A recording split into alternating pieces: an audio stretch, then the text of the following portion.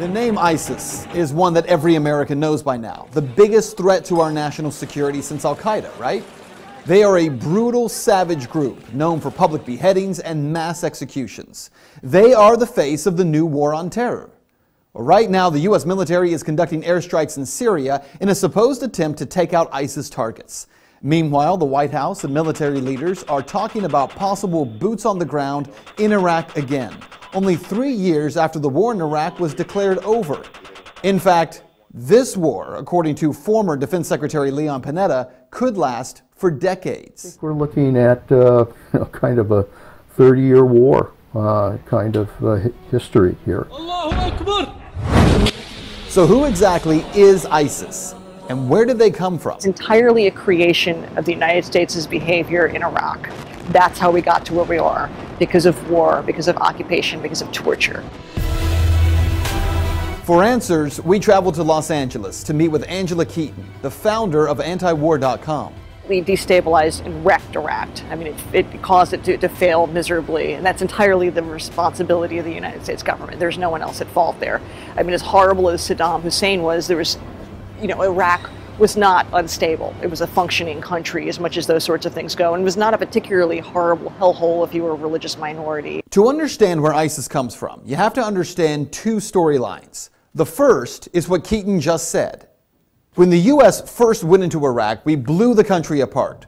We destroyed the government, toppled Saddam Hussein, destroyed infrastructure, and most importantly, left behind a power vacuum, one that would have never have existed had Hussein not been overthrown by the U.S. government. Daniel McAdams with the Ron Paul Institute says this is an historical fact that media just won't discuss. All of this has to do with U.S. action in the region, which destroyed the infrastructure, which destroyed Iraqi society, which destroyed the government. You had a lot of people who lived under Saddam Hussein, who may not have been as happy as larks. Nevertheless, they were living somewhat normal lives. The U.S. put a government in power in Baghdad that all of a sudden was their enemies, that treated them very, very badly. Now that is the easy part of the story. The U.S. created conditions in Iraq where ISIS could get its start. But here's the other storyline that you have to understand, that even with Saddam gone, ISIS still couldn't have risen to power had it not been for what happened next. ISIS actually began as a small insurgent group in Iraq in 2006. They had no money, no real ability to recruit, but they did work to create very limited problems for the U.S. military. It wasn't until 2009 that ISIS shifted its focus from Iraq, where it was largely unsuccessful in developing a foothold, and focused on the civil war in Syria.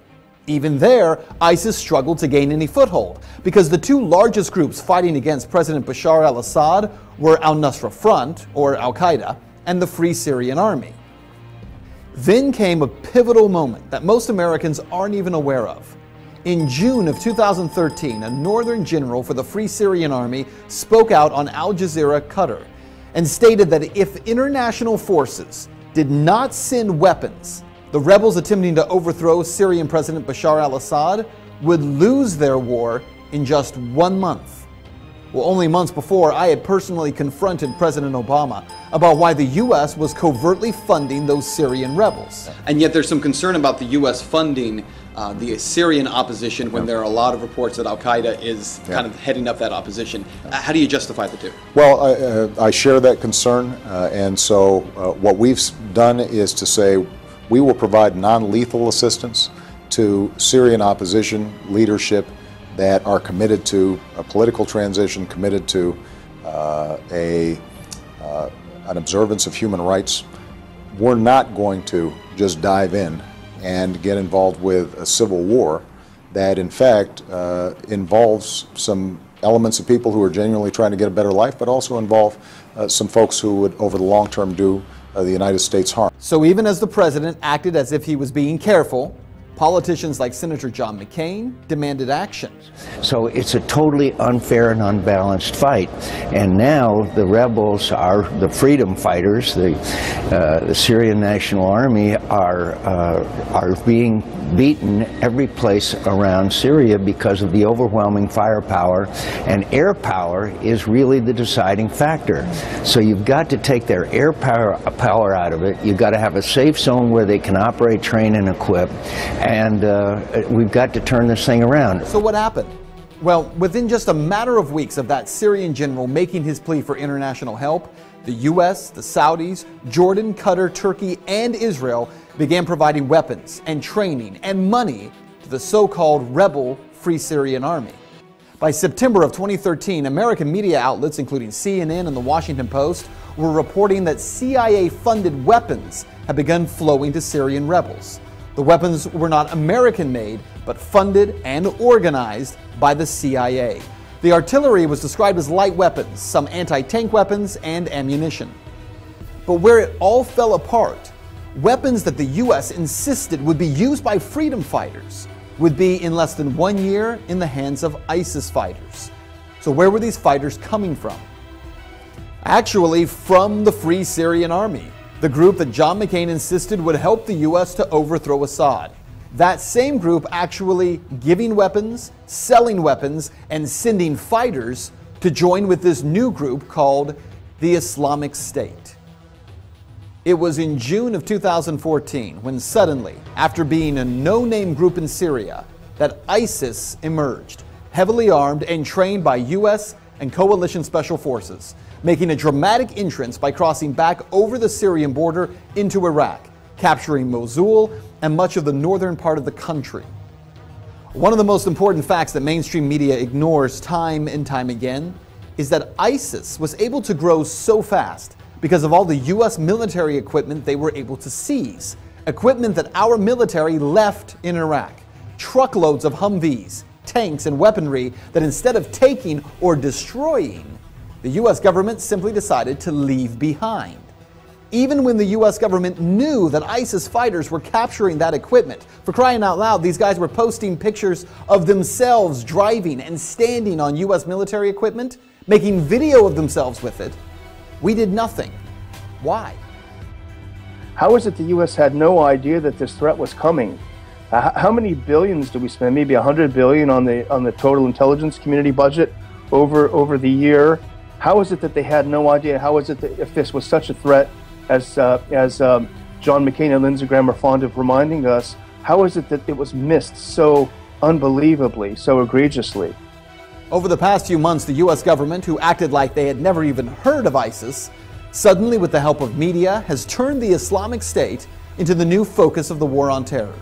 Now, as ISIS has continued its rise, recruitment is exploding, and the group is becoming stunningly wealthy.